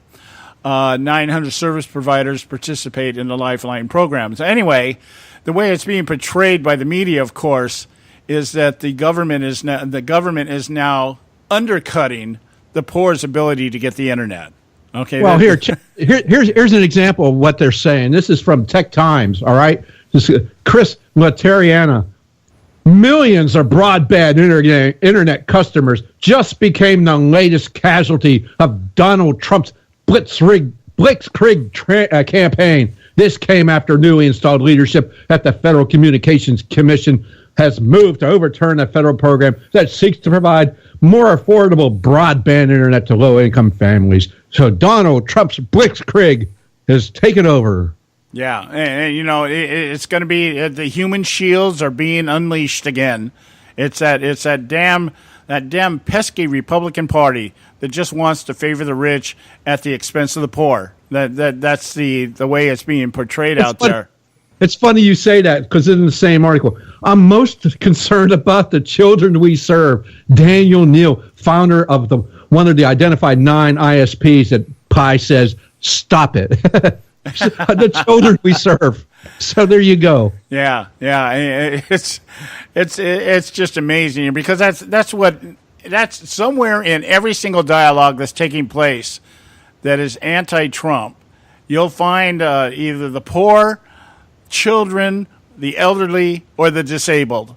These are the human shields, the most reliant human shields that they can float out there. Everything that the Republicans do is at the expense of the poor, the children, the disabled, and the elderly, because they're just such they're such heartless individuals. We are so heartless, in our beliefs, and so when did having internet become an absolute right of being a citizen? Well, yeah, I mean, I think it falls in line with what Scott was saying earlier. Since when did it become a right for anybody to immigrate to this country that wanted to? Yeah, exactly. No, it's not a right. You don't get these rights. You know what? You get some rights. If you come into this country with a visa, you have the right to not get the crap beat out of you by a cop who's going crazy. Yeah, you have that right, but you don't have a right to do a whole bunch of other things. Like, you don't have the right to vote in our elections. Yeah, that's right. That's absolutely right. So we just wanted to bring you up to date with that. And now things have settled down a little bit. We are going to do our damnedest to get Ajit Pai on our show here. He has responded to me a couple of times when I sent him requests, but he just, in the last one I got, he just said, I just need to kind of lay low right now because at the time I asked him, nobody was sure what was going on. Trump had just won the election, had not been inaugurated yet. Nobody kind of knew what was going on, what they were going to do with Tom Wheeler and who was going to replace him. Everything was up in the air. So understandable. So anyway, we're going to go with it. How the left is doing this. This is just crazy. I mean, the Lifeline reversal is just one of several FCC policies dumped at the same time. It followed Donald Trump's preferred strategy, which effectively disorients the opposition. Come on, dude. Really? It's $9. It's a $9 and some odd cent tax. Excuse me. $9.25 a month tax. They're calling it a monthly credit. No, it's a tax on everybody else. Yeah. So it's a tax that, I don't know. Ajit Pai just said, no, stop charging that. Yeah. You know, along the line here, if I can, I kind of want to shift gears here a little bit because this thought keeps lingering in my mind, and I guess what I need right now, Joe, is I need you to settle this for me. You're very good at taking my thoughts sometimes and organizing them for me. We were talking with Scott last hour about the confirmation of Betty DeVos as the education secretary. Yeah. And I thought it was, I think the most plausible explanation I've heard so far is the fact that, indeed, Donald Trump wasn't the one who actually picked her. She was selected by the Bush-Romney operatives. I think much more the Bush operatives, obviously, since they're out there endorsing her. Even Barbara Bush was out there endorsing her. So, obviously, there was a motive there. Jeb Bush is out there. You know, this is such a great example of, just stay with me with my thinking here. This is such a great example about how establishment types think alike, how Republicans today think like liberals. The entire narrative coming out of the Jeb Bush camp has always been about private vouchers, that the parents have the right to choose their education for their children, and this, that, and the other. And that sounds so much in line with conservative values, and Jeb Bush played that up during the election cycle. It's all about private vouchers and parents having control, and even going as far as saying, yeah, it should go back to the states to some degree, but completely leaving or completely absent of the real motivation behind his actions and his beliefs is that by privatizing schools, it becomes a cash cow for the curriculum like Common Core, of which he and his brother are working on as we speak. Neil Bush, in particular. Yes, the problem with that, John, the curriculum still has to be approved at the federal level. Yeah, and so the idea, of course, the idea being is that the federal government would, I guess the thought in the Bush camp would be like this: the federal government would allow schools, or maybe cut block grants for schools using federal taxpayer dollars, and allow the schools to privatize to whatever degree, whether they want to get report cards and teachers or whatever, they want to grade on merit, all that other stuff that sounds so conservative. But then at the same time say, well, we have this curriculum now, and that's the way the federal government works. In exchange for the block grants that we'll give you that will allow you to do whatever you want to do, we mandate that it has to fall within the structure of the Common Core curriculum. And so that would be that. That's the change off here, and all you're doing is changing one government program for another and making it look like something that it isn't. Let's do the ultimate, John. Let's just get right down to it. Follow the money. Who stands to make money on it? Yeah, Jeb Bush and Bill Gates. Bill Gates is very much involved in this. And the unions stand to make some money on it somewhere along the line, even though Bush is using the unions as the enemy. That's not what would happen. Somewhere the union would be placated, and if not maybe at the teacher level, certainly at the leadership level, the unions themselves. But my point being is that I am really under the belief or hope, maybe it's hope more than belief, that what we may be seeing is the eventual eradication and abolishment of the Department of Education. And right along that, but first of all, before I even talk about that, am I on base here? Or is this just my prejudice against the Bushes and the Romneys? Am I seeing something that isn't there? Am I making it up on my mind? Or do you think it's a valid argument?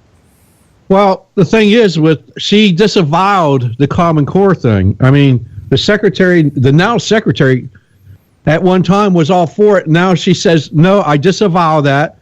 And I'm willing to give someone the benefit of the doubt because, and like you said, well, who picked this person? Well, Trump, I don't see this guy not having a one-on-one with the people he's putting up as nominees. I see him sitting down and talking to him and saying, this is what I want from you. Are you going to be able to do this? Yeah. Well, and just, hey, just straight up, are you going to be able to do it or not do it? And if he has any doubts, then he's not going to put him up there. And let's just face it, this person doesn't do what he wants. He can get rid of him. Yeah, it's a political appointee. That's one of the things I wanted to bring up in the last segment. You talked about the people out there, and you said, "Well, we got to get rid of them." No. These aren't political appointees. Political appointees you can get rid of. The president can just fire them, just like he did the acting attorney general. When she said, "No, I'm not doing it," she got fired. Now, a government employee has you can't do that because you have the employees union. Right. And you have to go through hoops to be able to do that. Yes, you can make their life miserable, but absolutely getting rid of them, no, that makes it much harder. Hence the reason why we can't fix the VA's problems because of that exact reason. Yeah, and I agree with that. But the one thing, my experience in civil service is that the masses, the lower troops, the ground troops, the people with that are actually doing the actual work, pushing the ledgers and hitting the computers, will follow whatever directive is given them from the higher ups. And so the change has to come from the higher ups down. There has to be a paradigm shift and say, okay, guys, you are hired to do this job. Political affiliations aside, this is what you're supposed to do. But you got to start at the top and start getting those directives out there saying, okay, things have changed, new boss, new sheriff in town, this is the direction we're going. If you can't tote the load at your GS-12 position, we need to replace you or reassign you or whatever it is, however they do it. We got to go to break here because I want to get back to this topic with DeVos because I have something else I want to interject into the conversation here. Stay with us right here at the Conservative Syndicate. Don't go away.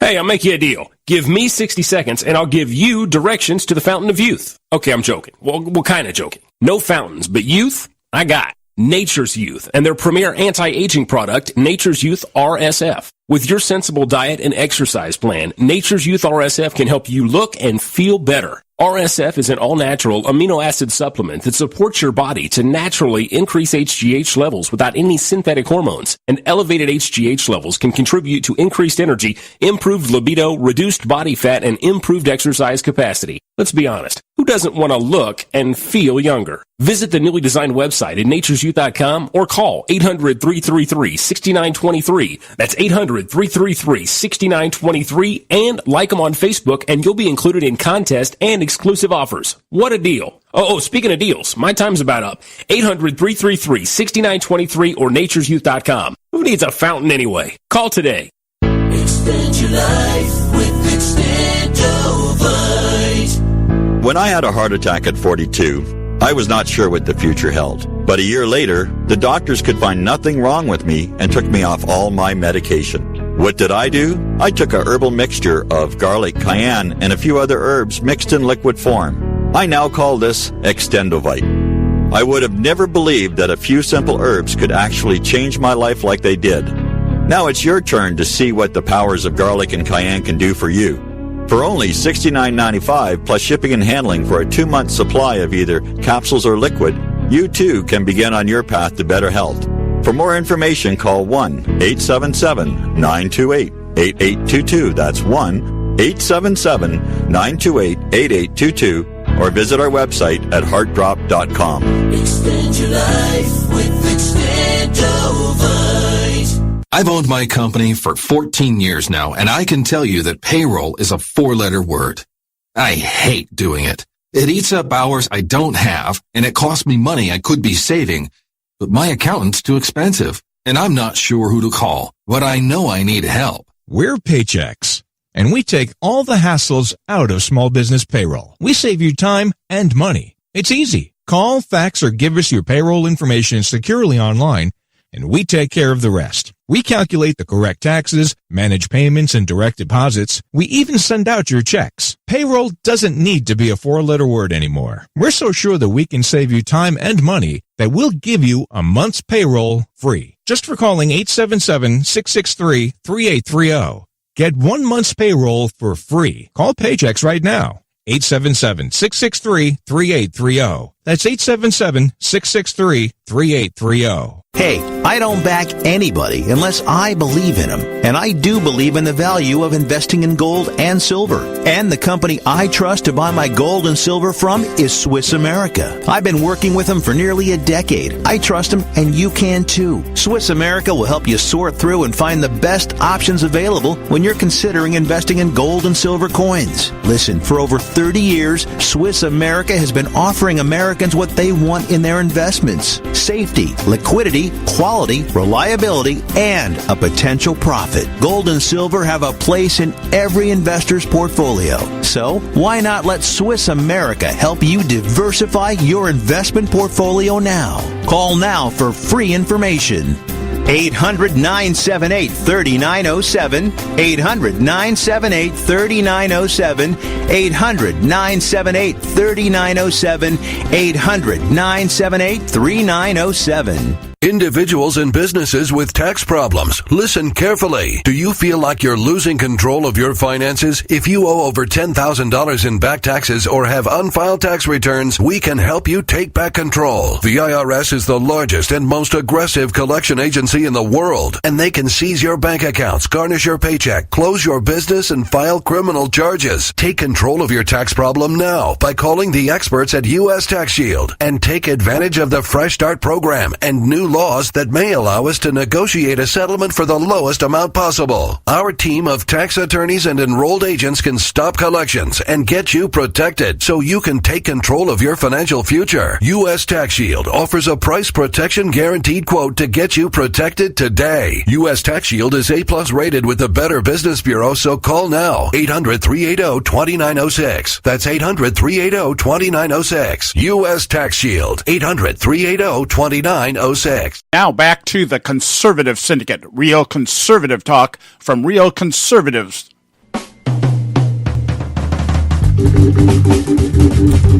All right, hey, we're back, and you are indeed listening to the Conservative Syndicate, real conservative talk from real conservatives, not by accident, I might remind you, by divine design. That's what we believe here. And we were talking about it just keeps lingering in the back of my mind here.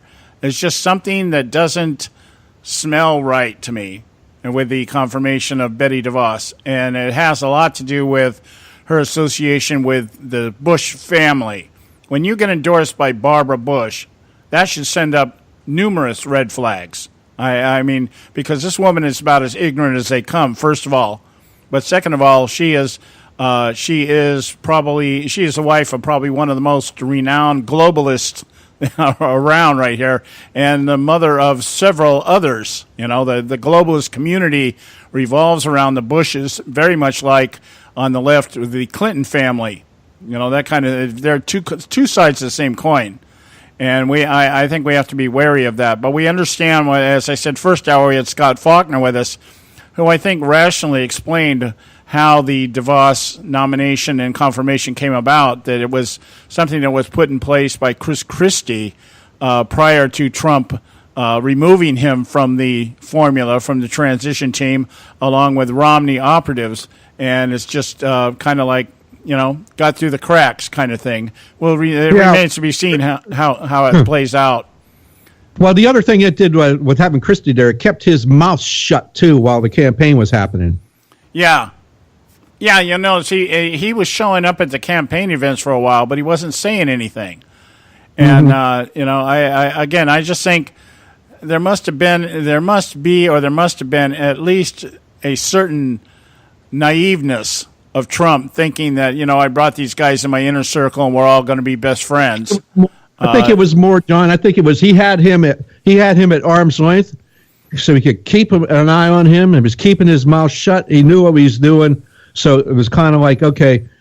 But unfortunately, you know, after the election, you notice it wasn't much longer than that, then Christie was gone. Yeah. Well, yeah, it was. Well, I think it was just what was going on. Christie was out the door. Yeah, I think it was just shortly.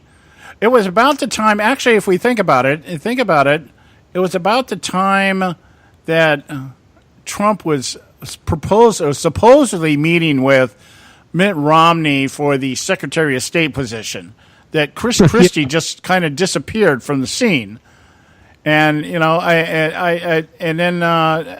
you know, one of the other things at that time that kind of bothered me was the one of the Bushes, I don't remember which one, it might have been Neil Bush, was put on Trump's finance team for the campaign financing or something like that.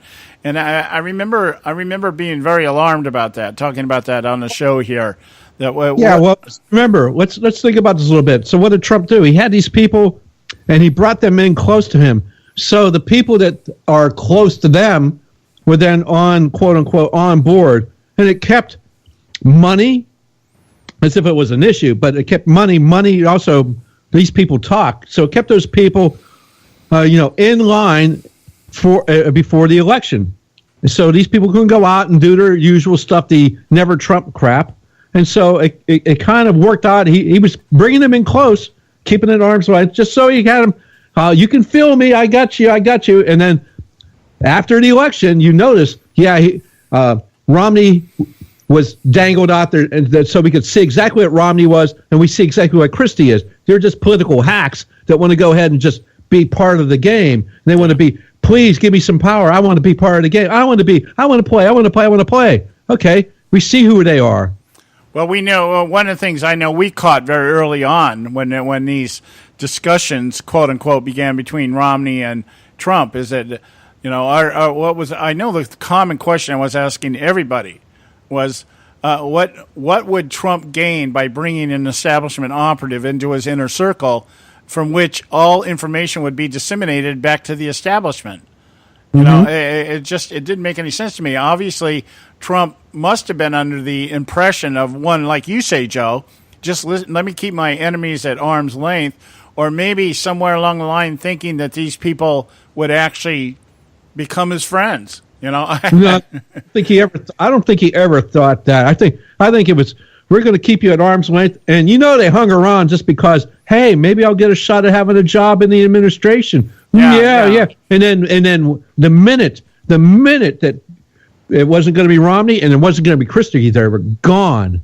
Yeah, but the damage was done. So apparently, it was done. But now it's just time to recover. That damage goes way deeper than just those two guys. I can tell you that. Yeah, I agree 100%, because we don't know how many. I'm more fearful of any of the Romney, Christie, Bush operatives that are in the trenches there in the administration than I am Democrats. Yes, because Democrats, we could see them for who they are. These other cockroaches, like I said, we need to set the light on them and let them scurry for the doors. Yeah. But along that line, we find that back to the DeVos confirmation here, and it is, one of the things we were voicing early on when her nomination was mentioned was the fact that we hope that what Trump is doing to some of these departments is putting people in positions to help abolish them. Ben Carson over HUD, the EPA. Who's he got over the EPA? I forget who it is, but putting people in there that would actually help abolish it. The Energy Department, I believe. We were talking about this, and lo and behold, the day after Betsy DeVos was confirmed, a Republican lawmaker, Kentucky lawmaker, Thomas Massey, introduced a bill, a very simple bill, not hard to understand. What was it? 8 words. The bill in its entirety. The Department of Education shall terminate on December 31st, 2018. And now I don't know how this is going to go down. I mean, obviously, DeVos and many in the Senate, who endorsed her, have contributed to her, or she's contributed to them, contributed to their campaigns and stuff. So there's that political aspect of it. I'm not so sure that GOP, people like McConnell and even Paul Ryan are, hot to trot to eliminate government bureaucracies in spite of what they say. But it's going to be the closest thing to life everlasting on Earth is a government program. Ronald Reagan. Yeah, Ronald Reagan. And Ronald Reagan, though, he had a much better way of handling it. And let's hope that Donald Trump goes down this route. And I know, Joe, you got something that a clip with Reagan, and this is how we feel Donald Trump should be handling things. Well, yeah, what was it 10 days ago or so, whatever, UC Berkeley's on fire, blah, blah, blah, because they don't like free speech. Well, in 1969, it happened then, too. There were protests at UC Berkeley. Yeah, and Ronald Reagan had a way of dealing with it.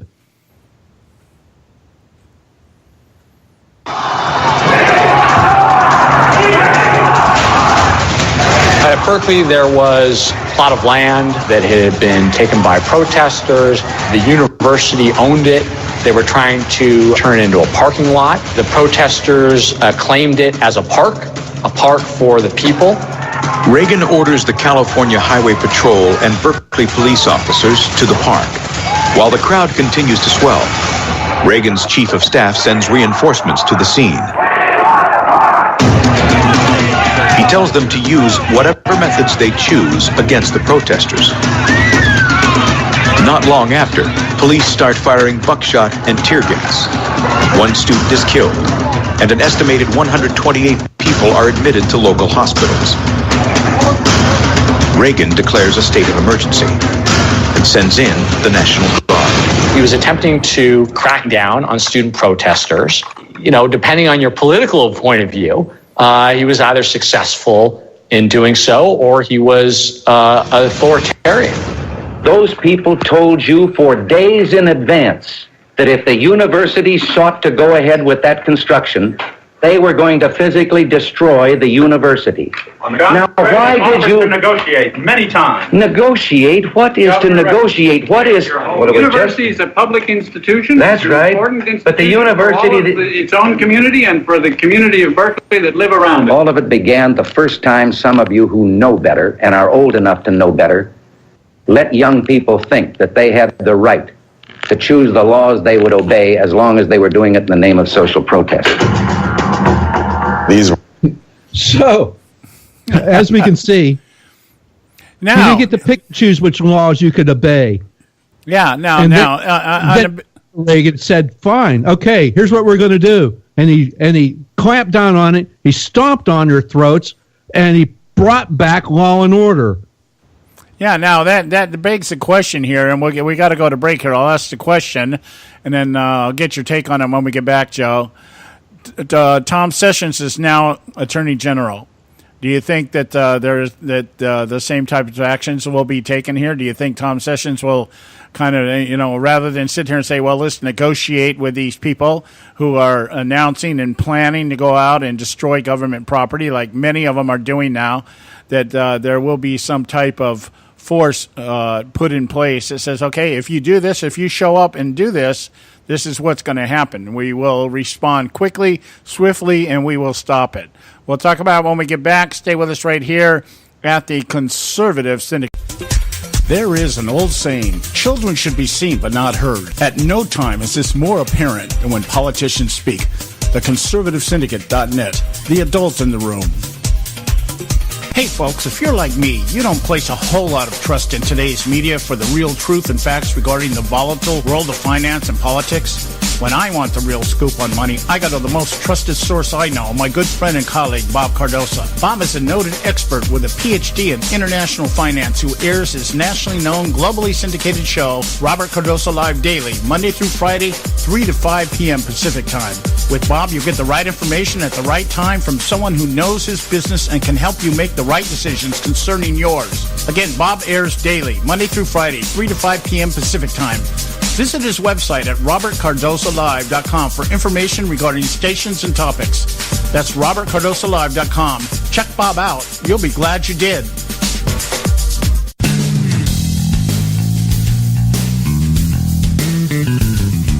History affirms a vibrant civil society thrives on freedom of conscience, religion, and choice.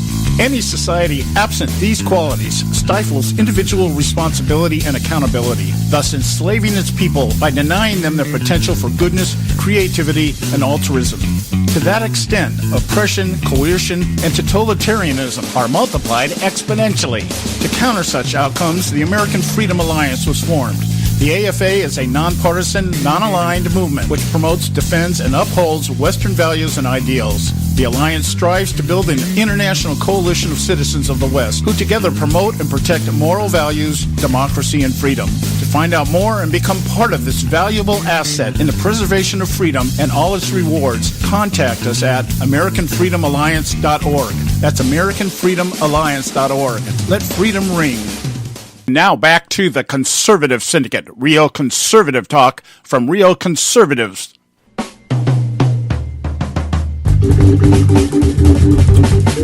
All right, we're back. Hey, we want to encourage you. Take the time to visit our website, theconservativesyndicate.net, and you can pick up the archives of this show, any of our shows, find out anything you want to know about our show. It's all there. And so you can listen to me make a fool of myself once again here, refer to Jeff Sessions as Tom Sessions. I don't know why every time I think of Sessions these days, for some reason, way beyond my comprehension, I keep thinking of Tom Cotton for some reason. And it's just, I warned you guys that sometimes I'm politically dyslexic. Things just sometimes, my thoughts sometimes run together. And then I visualize things and I see or say things that are, I misspoke, okay?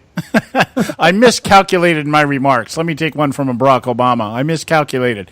We're talking about the confirmation of now Attorney General Jeff Sessions.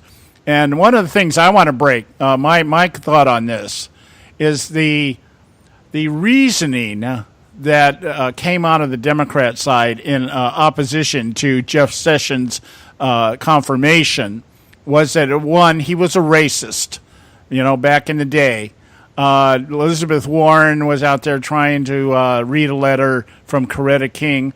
By the way, nobody ever bothered to counter or let them see the video of Coretta King commending Jeff Sessions for work that he was doing down in the state of Alabama for the black community. There is a video out there. I may have posted it on my Facebook page, the Conservative Syndicate, but it's out there. But nobody bothered to talk about that until after the fervor began to die down. Once Session was confirmed, now we start to hear the other side of the story.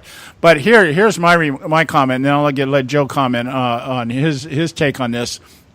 One of the things, I'm looking at an article here from the Associated Press, Andrew Taylor and Alan Fram, and it says that the Democrats laced into Sessions, casting him as too cozy with Trump and too harsh on immigrants. The argument was that he was a supporter of Trump early on, and basically maybe this is some kind of payback from Trump to put Jeff Sessions in a position because they're so, quote-unquote, friendly. And so, therefore, Jeff Sessions couldn't be objective as Attorney General. And I'm thinking, there's a couple of thoughts that flow through my head when I first heard this. The first was, why would a president appoint somebody that opposes him? I mean, have we ever had a president who appointed somebody to a cabinet position that out and out opposed him? Oh, yeah. I remember Barack Obama appointed this guy named Holder who didn't like anything Obama did. Are you kidding me? Yeah, well, that's my point. My point is this. I'm going to read the quote from Chuck Schumer was this. Is it Chuck Schumer or Dick Schumer? Maybe I'm doing my dyslexia kicking on both sides. That's Dick Durbin and Chuck Schumer. But, yeah, just think of the rat when you think of Chuck Schumer. Again, two sides of the same coin here. But Schumer comes out and he says, this is going to be a test in this administration that seems to be little regard for independent judiciary, meaning that they felt that the support of Donald Trump's candidacy raises questions about whether Sessions would be objective enough as Attorney General. And if the litmus test is independence, we only have to go back as far as Barack Obama. First of all, Eric Holder and Barack Obama used to share bathhouses together. Okay? They hung out with Rahm Emanuel in the bathhouses in Chicago. I mean, how much more cozy can you get than that? Okay, and where along the line was anybody who, even when Holder was being going through the nomination process, who in their right mind expected Holder to be, quote unquote, objective in terms of what he was going to do as Attorney General. The objective of the Attorney General is to, of course, to support the Constitution, but to also be a friend of the president. That's why he was nominated. I mean, certainly we got to be honest enough to know that cabinet positions have, to a certain degree, the responsibility or the job description of helping the president carry out his agenda. I mean, why all of a sudden this concern for objectivity? It's just so much hypocrisy out of that rat Schumer. Yeah. And Loretta Lynch, there's another one. Someone who contributed money to the election of Barack Obama. So we're supposed to think that these two people would pass this litmus test of independence? Give me a freaking break. Yeah, it's just absolute hypocrisy out of his mouth. He knows damn well he's full of crap. I mean, that rat knows he can smell his own crap. He knows what he's saying. It's just more deflection so he can more. All the Democrats are doing right now is trying to fundraise. That's all this is. They're trying to keep their base agitated so they can go out there and do stupid stuff and break things and stay more agitated. That's all they're trying to do is fundraise. That stuff that Warren did the other day is just nothing more than fundraising so maybe she can put together an exploratory thing so she can go ahead and maybe run for president in 2020. I mean, because we still must have a woman president, don't you know? I mean, these people are just full of crap. The Sessions couldn't be objective. Well, he has to uphold the law. That's all he has to do. Yes, he has to enforce the policy set forth by the executive and the executive branch, and that's because he's hired by the executive in the executive branch. Yeah, I mean, but don't you just hope? I mean, I wish. I got my fingers crossed that Elizabeth Warren runs. Oh yeah, bring it on. I'm like, please. I mean, yeah. Please do that. In fact, let's go all out. Let's go all out. If Bernie Sanders is still walking around without a cane or a wheelchair, let's put Bernie Sanders and Elizabeth Warren on the same ticket. I would love to see that. There you go. Bernie Sanders, who didn't have a job till he is 40, for crying out loud. Shut up, Bernie. You communist. Yeah, I'm just so hoping. I'm so hoping because I really think the Democrats, if there's an ounce of any common sense, they'll start looking at my peripheral pick to run in 2020, which is Julian Castro. I haven't forgotten this guy. And I'm thinking, no, let's have Keith Ellison because we must have a Muslim be our president now. There we go. Maybe we already did. Yeah. Oh yeah, an Ellison Castro ticket or Castro Ellison ticket. That would be great. You know, how about an Ellison Warren ticket? That would be good. Yeah. I mean, I've been looking at an article, and I'll probably cover it sometime next week because I think it was so telling. That some of the people in media are actually floating the idea that the Democrat Party will remain a minority party for like ever now because of everything that they've done and everything that they're doing. They're not adjusting. You know, the Pelosi is still out there telling everybody that the Democrats are doing it the right way for the right reasons and everything. I'm like, nobody's figured this out on the Democrat side, or if they have figured it out, they're totally ignoring it. So. Anyhow, so Tom Sessions is confirmed, and we'll see. Let's see if there's some action taken now to clamp down on some of these protests, because the idea, as again, this is a felony to come out and openly call for the assassination of a president and the overturning or destruction of the entire government system. That something needs to be done. Let's hope that. Ronald Reagan's spirit is channeling Donald Trump or vice versa, at least to some degree, that once Sessions now can sit down and behind a desk and say, okay, enough is enough. All right, let's clamp down on this. Anyway, we're at the end of the show here for today, and we'll be back tomorrow. Bob Cardoso will be with us, but I want to break into the topic of fake news, and we'll spend some time on this because it's becoming so discombobulated, and the reason is because it's becoming a strategy. And that's what I want to talk about. Not fake news itself, but how it's being used, how it was used, and how it's going to be used. You got to be aware of this because fake news is becoming prevalent and predominant of the news cycle these days, and we got to be able to decipher and sort and sift through the stuff. So anyway, guys, we love you. We'll be back on tomorrow. Visit our website, theconservativesyndicate.net. We'll talk to you tomorrow.